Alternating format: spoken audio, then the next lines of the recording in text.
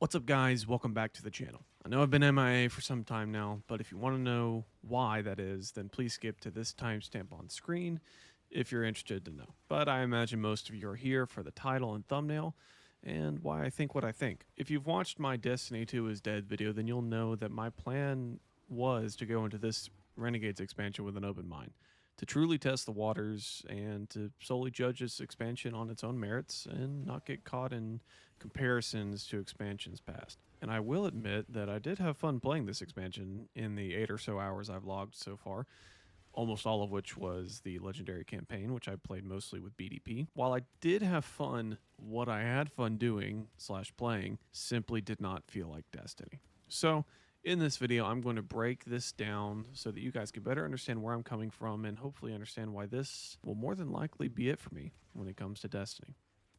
Let's get started.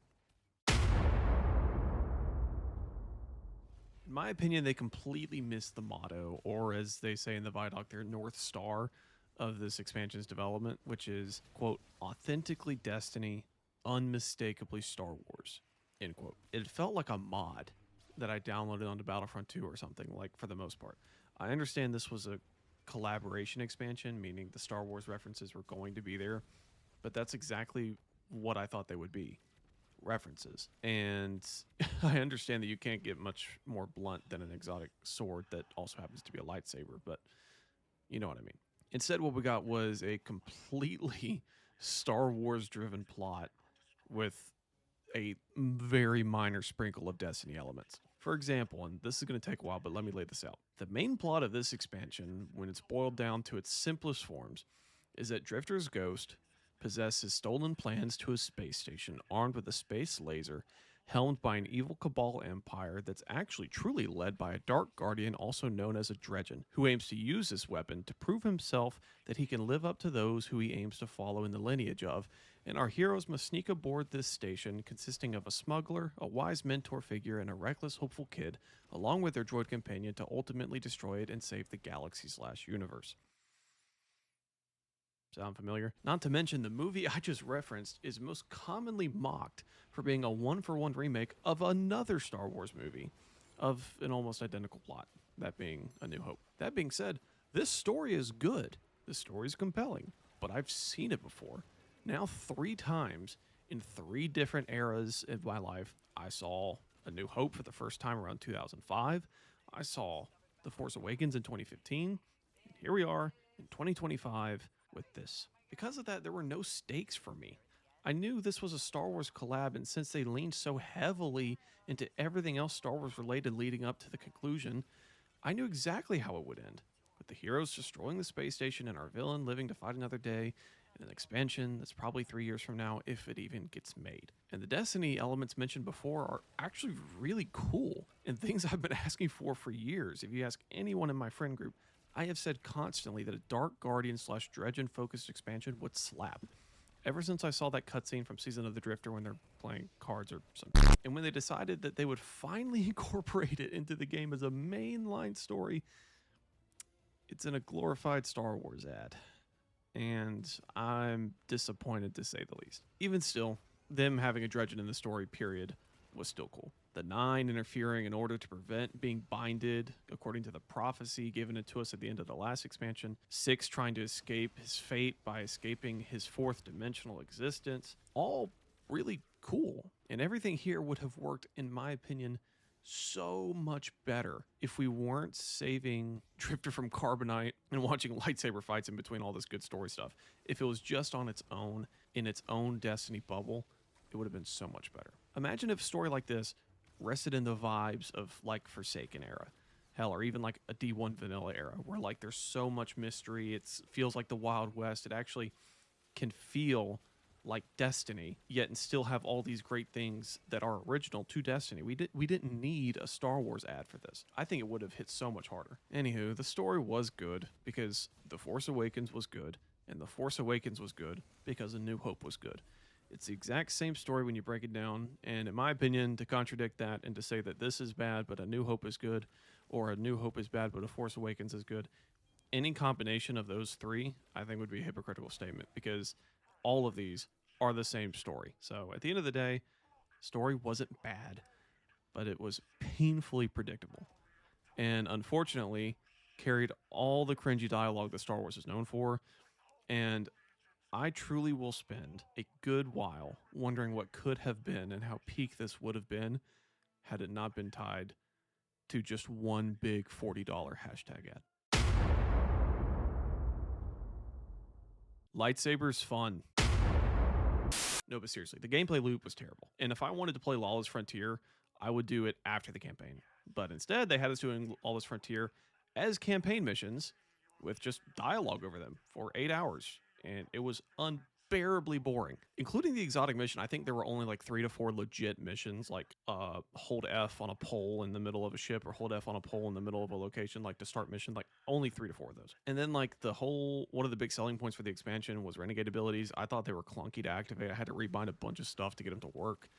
But they were still fun to use. It's fun to call in a strafing strike, on enemies. It's fun to call in a little healing orb that does stuff, like that's cool. It's still clunky though. The venting weapons reminded me too much of Battlefront to enjoy them as Destiny guns. I'm not gonna lie, the lightsaber's pretty freaking sweet. Like me and BDP got that last night and we've been playing with it a lot and it's fun. I am not gonna lie, it is fun. But this all goes back to what I was saying earlier. The gameplay is fun, but it's not Destiny. If I wanted to play with venting, laser blasters, and lightsabers, I have Battlefront 2. I can always re-download that and play it. I want to play Destiny. I want to grind Destiny guns in a Destiny world, fighting Destiny enemies in a Destiny story. Other than that, I would really only be nitpicking at gameplay loops. But at the end of the day, it just didn't do it for me. And the entire time, I truly did not feel like I was playing Destiny. And even though we've had terrible expansions in the past, even though we've had god-awful expansions in the past, I have always felt like I'm playing Destiny, and this is still the game I love. This did not feel like the game I love at all. And I mean, to their credit, it's different, which is something we've been asking for forever now. But I mean, I feel like if you wanted to sum this whole year down, the year of prophecy, being Edge of Fate and Renegades, it can literally be summed up with this quote. We tried some new shit, and it was shit. Ultimately, I said that if this expansion was as bad as Edge of Fate, then that would be it for me. And this is better than Edge of Fate, but that's a low bar. And it's not better by much. This just did not feel like Destiny in the worst way possible for me. I know I'm a broken record, but it's true. I'm hoping that the dungeon is good. And that whatever Pantheon 2.0 is, according to the leaks, I hope that when that comes in the spring that it's good too. Not even that I'd be able to play it since I don't have any friends to play with. We couldn't even get a full fire team for the campaign. It was me and Brandon. But other than that, now that you guys know my thoughts on Renegades after I've played it all the way through, I think I'm comfortable and at peace that if I never pick up this game again, then I will be at peace. And it will have been a good run. And we did go out with a whimper, but kind of like the Pirates of the Caribbean franchise. If you just imagine that it ends with the third one at World's End and you just forget that those other two movies exist, it's a great trilogy. That's how I plan to treat Destiny 2. If you just act like Final Shape was it and nothing else came after, then you're going to look back on it, and I plan to look back on it and just say, that was pretty darn good. Now, why I've been gone? It's been for a multitude of reasons, but to keep it short, Kevin and Bradford got married in November. My PC was broken. Thanksgiving travel. It was just a lot of stuff going on in my real life. But I have been working on that Arc Raider stuff in between all of that. And the video, if I'm being honest, is pretty difficult to make. Arc Raiders, at least in our friend group, doesn't really elicit a lot of funny moments. We could be playing for 4 hours in one night and like 2 funny things can happen. And when you're trying to make an 8-minute video, that just isn't mathematically really possible.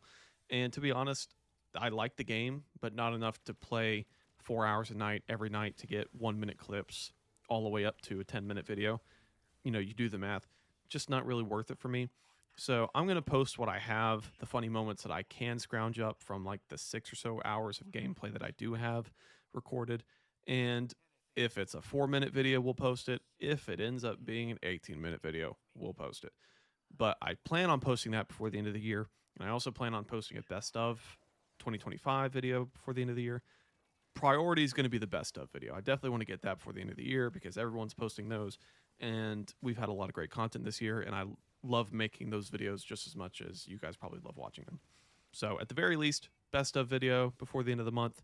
Hopefully we get ARC and best of video in, and then you guys get 2 videos for the end of the year. Then I'll go on a little Christmas, New Year's break, and then we hit the ground running again in January. I'm not going to give an exact date on those, but just know that they will be before the end of the year. I'm hoping. I love you all so much. Thank you guys for watching, and I will see you all in the next one.